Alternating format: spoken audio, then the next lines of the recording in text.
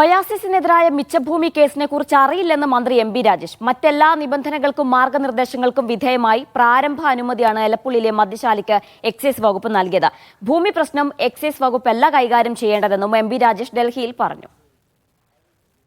എനിക്ക് കേസിന്റെ കാര്യം എനിക്ക് അറിഞ്ഞുകൂടാ.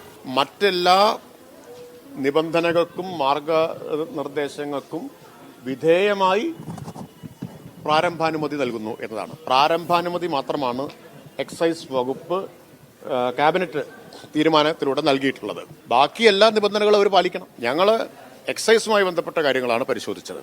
ബാക്കി അനുമതികൾ വേറെ ഏതെല്ലാം വകുപ്പിൽ നിന്നാണോ അനുമതി വേണ്ടത് അത് അതാത് വകുപ്പുകളാണ് പരിശോധിക്കുക.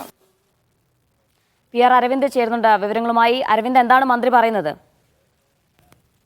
ഒയാസിസ് കമ്പനിക്കെതിരെ ചട്ടവിരുദ്ധമായി ഭൂമി കൈവശം വെച്ചതിന് കേസെടുക്കാമെന്നാണ് റവന്യൂ വകുപ്പ് ഇന്ന് വ്യക്തമാക്കിയത്. ഇതിൽ അന്വേഷിക്കാൻ താലൂക്ക് ലാൻഡ് ബോർഡിനും ഒരു നിർദ്ദേശം നൽകിയിരുന്നു. എന്തായാലും ഈ കേസിനെ കുറിച്ചുള്ള വിശദാംശങ്ങൾ അറിയില്ല എന്നാണ് മന്ത്രി എം.ബി. രാജേഷ് വ്യക്തമാക്കിയിരിക്കുന്നത്.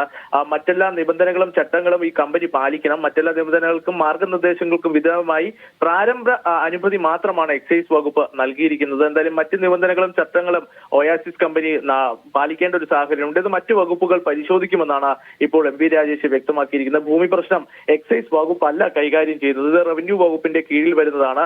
ഈ വകുപ്പുകളുടെ കീഴിൽ വരുന്ന പ്രധാനമായ ചട്ടങ്ങളും അതുപോലെ തന്നെ മറ്റു കാര്യങ്ങളെല്ലാം കമ്പനി കൃത്യമായി പാലിക്കേണ്ട ഒരു സാഹചര്യം ഉണ്ടെന്ന് തന്നെയാണ് എം.ബി. രാജേഷ് വ്യക്തമാക്കിയിരിക്കുന്നത്. അതേസമയം കേസുമായി ബന്ധപ്പെട്ട് കൂടുതൽ പ്രതികരിക്കുവാൻ എം.ബി. രാജേഷ് തയ്യാറായിട്ടില്ല. ഈ കേസിന്റെ കൂടുതൽ വിശദാംശങ്ങൾ അറിയില്ല എന്നതാണ് എം.ബി. രാജേഷ് വ്യക്തമാക്കുന്നത്.